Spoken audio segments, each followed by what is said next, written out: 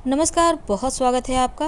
अगर आप हमसे अभी अभी जुड़े हैं तो प्लीज़ चैनल को सब्सक्राइब कर लें और वीडियो पसंद आए तब लाइक करें।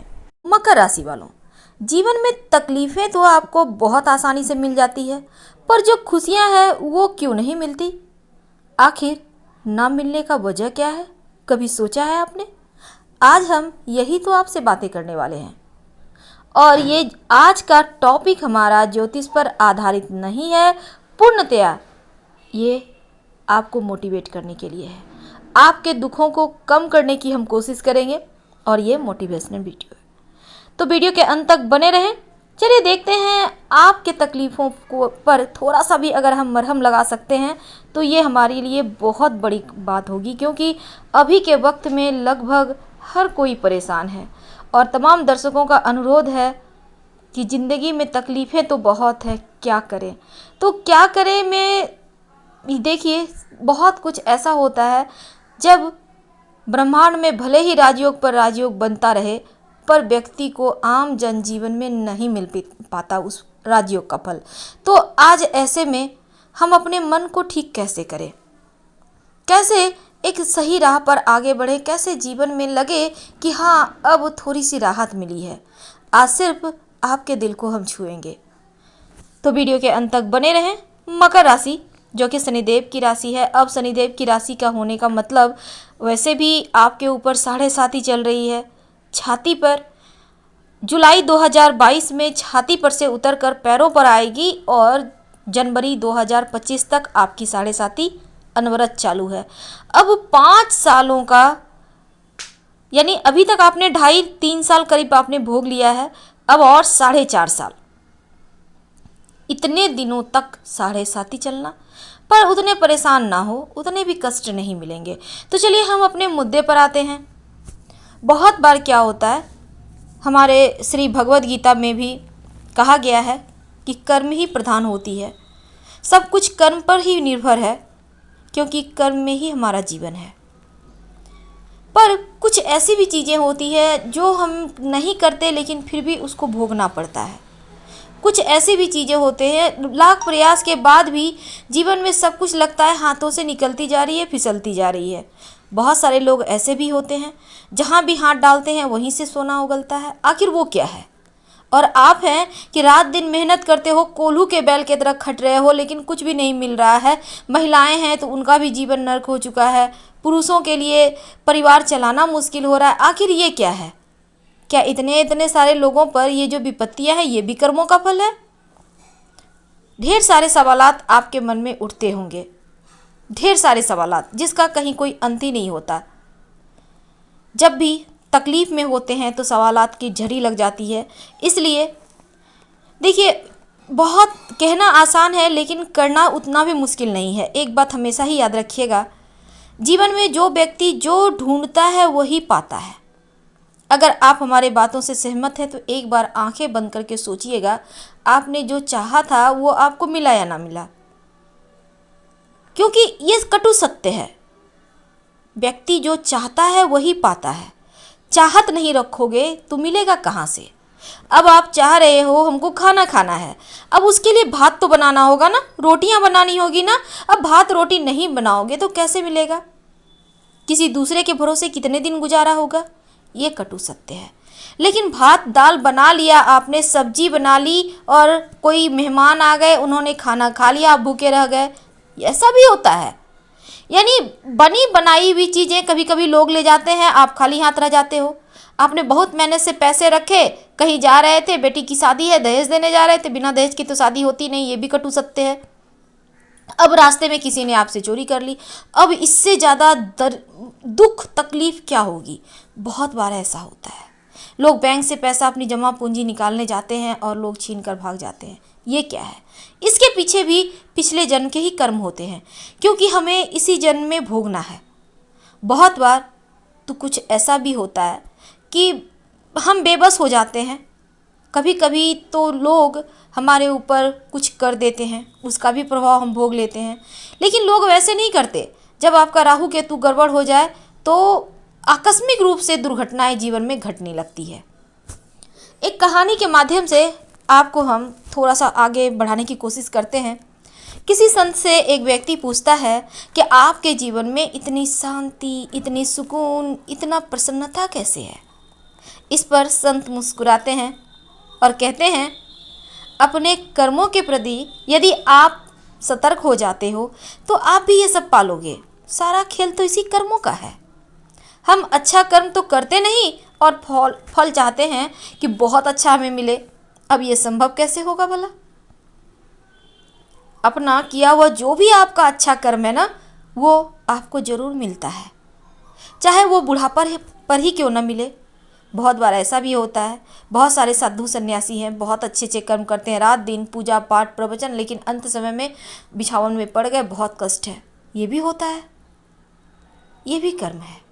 बिना भोगे तो सैकड़ों करोड़ों कल्पों के गुजरने पर भी कर्म का ताला नहीं खुलता। तो वाल्मीकि रामायण में एक वर्णन आता है कि एक बार भगवान श्री राम के दरबार में न्याय पाने के लिए एक कुत्ता पहुंच गया था। जब लक्ष्मण जी कुत्ते से पूछते हैं कि क्या बात है, तब कुत्ता कहता है, मुझे भगवान श्री राम से न्याय चाहिए। अब भगवान श्री राम उपस्थित हुए और कुत्ते से पूछे कि बताओ कैसे आना हुआ। कुत्ते ने कहा, प्रभु मैं खेत के मेड़ में बगल में लेटा हुआ था, तभी एक ब्राह्मण जो कि उस रास्ते से गुजर रहे थे मुझ पर अनावश्यक डंडे से प्रहार कर चोटिल किया है। मुझे न्याय चाहिए कि बिना किसी अपराध के ब्राह्मण मुझे क्यों पीटा, इसलिए आप उस ब्राह्मण को दंड दीजिए। अब भगवान श्री राम ब्राह्मण को भी बुलवा लिए और सवाल किया कि आपने इस कुत्ते को किस कारण पीटा। तब ब्राह्मण कहता है, प्रभु मैं स्नान करने के लिए नदी की तरफ जा रहा था, सोचा कि ये कुत्ता कहीं मेरे कपड़े छूकर मुझे अपवित्र न कर दे, इसीलिए इसे दूर भगाने के लिए मैंने एक डंडे से प्रहार किया। अब भगवान ने कुत्ते से पूछा, तुम बताओ इसका क्या दंड दिया जाए। तब कुत्ते ने कहा कि प्रभु मैं आपकी शरण में आया हूँ, न्याय तो आपको ही करना है। इस पर भगवान ने फिर से कहा कि नहीं नहीं, तुम ही बताओ, आखिर तुम ब्राह्मण को क्या दंड देना चाहते हो और वही दंड इस पर लागू होगा। तब कुत्ते ने कहा कि यह जो ब्राह्मण है इसको कालिंजर के एक मठ में मठाधीश बना दिया जाए। अब यह सुनकर वहाँ राज दरबार में उपस्थित सभी लोग बड़े अवाक रह गए, क्योंकि कालिंजर का वो मठ असीम वैभव, ऐश्वर्य, अकूट धन समृद्धि से भरा था। उसका मठाधीश बनना गर्व की बात होती थी।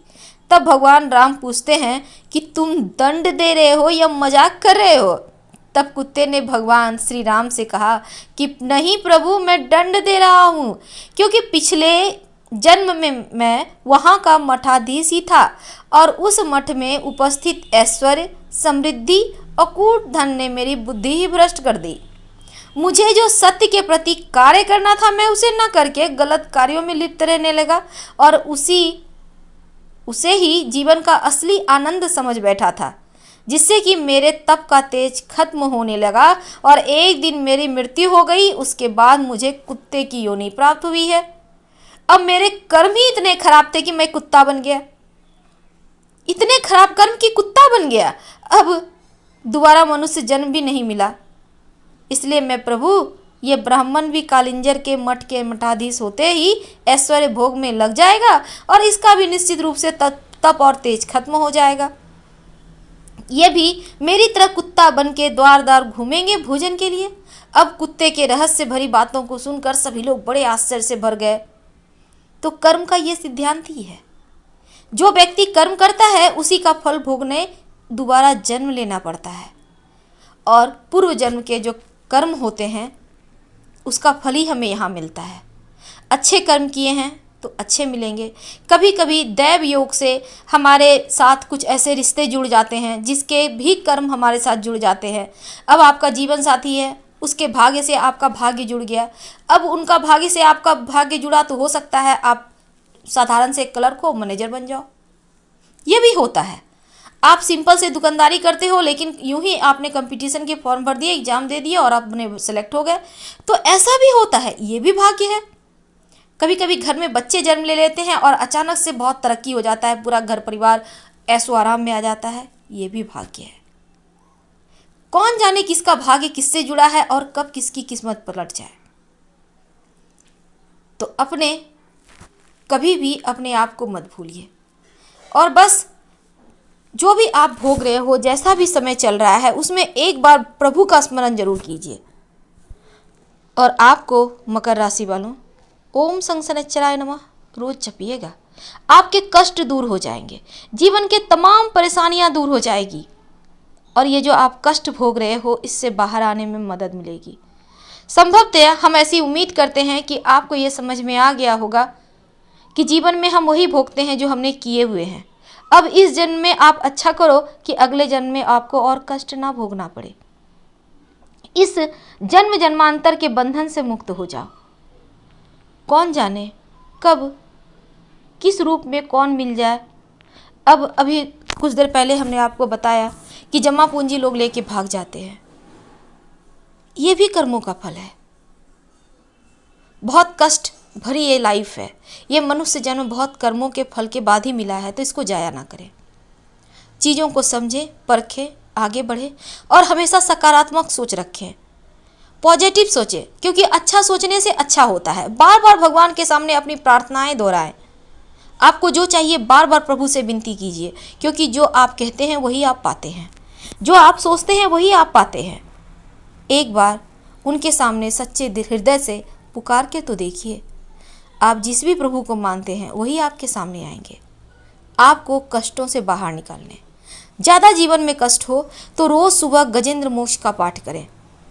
अगर जीवन में लगे कि अब कोई भी राह नहीं बचा, गजेंद्र मोक्ष का पाठ करें। हिंदी में, संस्कृत में, आपको जो भाषा आती है। नहीं कर सकते हो तो सुन लो, ऑडियो चला लो।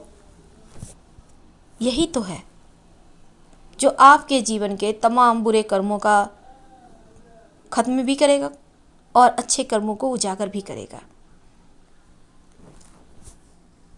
हम सिर्फ आपको आज थोड़ा सा आपके तकलीफ़ों पर मरहम लगाने की कोशिश हम किए हुए हैं।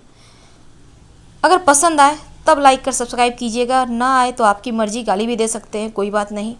हमारा सिर्फ इतना ही एम है कि थोड़ा सा भी अगर आप कष्ट से बाहर निकलते हैं, क्योंकि कष्ट तो है, हमें पता है। फिलहाल हम विदा लेते हैं, फिर मिलेंगे किसी नए टॉपिक के साथ। हर हर महादेव, धन्यवाद।